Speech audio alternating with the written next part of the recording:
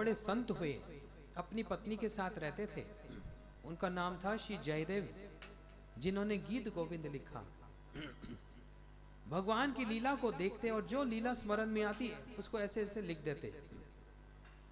और लिखते लिखते एक बार उनके मस्तक में आया, श्री कृष्ण ने अपने मस्तक को, अपनी मुरली को, वंशी को, अपने मुकुट को राधा जी के चरणों में सौंप दिया और राधा जी से प्रार्थना कर रहे हैं, अपना चरण मेरे मस्तक पे रख दो।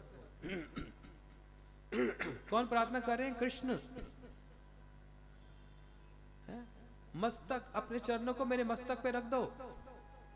लिख रहे थे, लिखते लिखते उनकी कलम रुक गई। ये कैसे संभव है?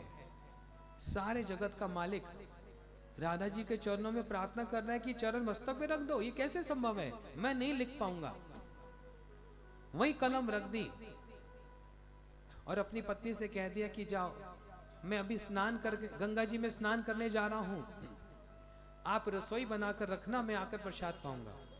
जैसे ये गए, इतने में श्री कृष्ण ही उनके पति का रूप धारण करके भीतर आ गए। पत्नी ने पूछा, अरे आप गए थे, आ भी गए? बोलते नहीं, वो एक बात चल रही थी मस्तक में, सोचा भूल ना जाऊं, पहले लिख दूं उसको।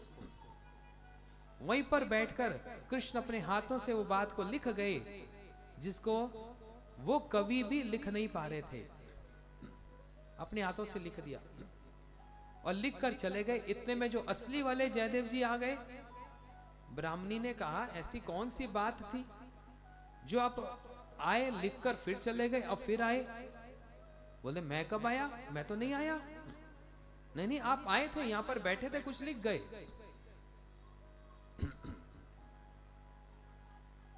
तब उन्होंने जब पुस्तक खोलकर देखा, वो बात स्वयं श्री कृष्ण अपने हाथों से लिख गए। क्या?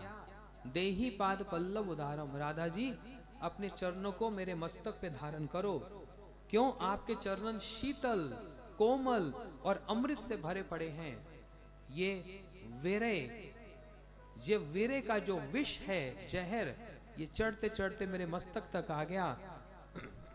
आप अपने अमृत वाले चरणों से इसको शांत करो।